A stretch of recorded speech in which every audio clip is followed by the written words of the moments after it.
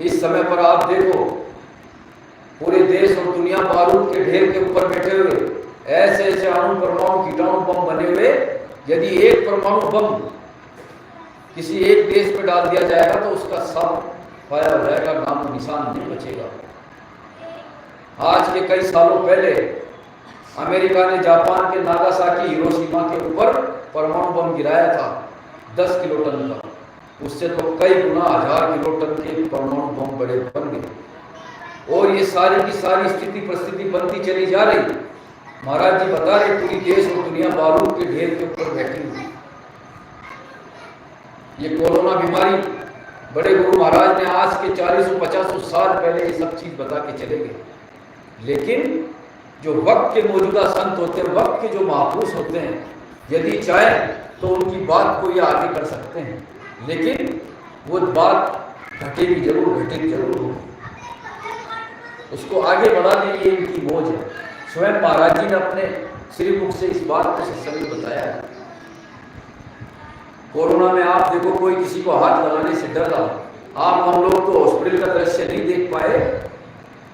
हमारे जीजोसा हैं, अजमेर में वकील हैं, पढ़े लिखे हैं, गुरु महाराज के नहीं आते जाते, नामदानी नहीं है। हमारी बहन नामदानी है, उन्होंने खुद ने कबूल किया, बोले ऐसा दृश्य बोला हमने कभी देखा नहीं, ना देख सकते हैं। सब तरफ चीख पुकार मची हुई, बेड खाली नहीं, गलियों के अंदर, चौक में, जहाँ देखो तहाँ मरीज पड़े। कोई बोल रहे कि अरे हमारे ऑक्सीजन चढ़ा दो, इंजेक्शन लगा दो, गोली दवाई दे दो, बोले ये मर जाएंगे। ऐसा कोरोना मच रहा। आप हम लोगों ने उस चीज को देखा नहीं। और गुरु महाराज जी की दया रहे कि हम उनकी दया से देखेंगे। जो बड़े बड़े पैसे वाले थे उनके पैसा किसी काम नहीं आया। हेलीकॉप्टर जिनकी बिल्डिंगों पे उतरता था और बोले डॉक्टर को बुला के, फॉरेन से बुला के इलाज करा लेंगे, लेकिन पत्नी पति को नहीं बचा पाई और पति पत्नी को नहीं बचा पाया। बताओ वो रुपया पैसा किस काम का रह गया। पत्नी जब चली गई तो पति इतना करोड़पति अरबपति पैसे वाला, बोले अब इस जीवन में क्या करेंगे। उसने कई मंजिल ऊंची बिल्डिंग में उनका मकान रहते, नीचे कूद कर जान दे दी। बताओ वो रुपया पैसा सब चीज खत्म हो गया। गुरु महाराज जी बताते हैं ऐसा नहीं कि आप हम लोग काम करना छोड़ दे, कर्म करना छोड़ दे। अरे कर्म और काम तो आप हम लोगों को करना है, लेकिन उसमें फंसना नहीं।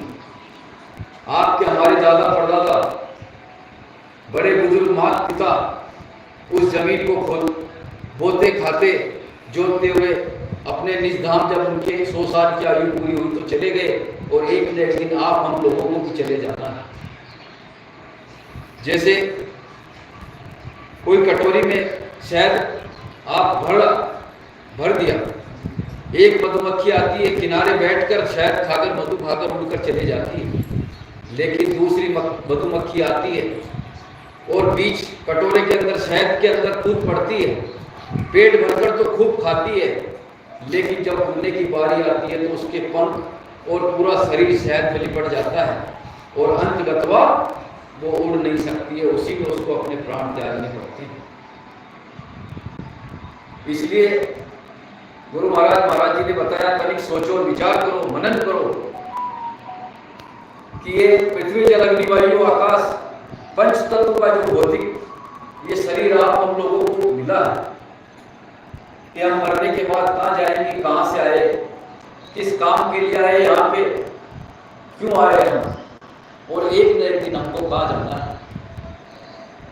इस बात का आप लोगों को विचार करना चाहिए और समय रहते रहते पूरे वक्त के संत सदगुरु की खोज करनी चाहिए।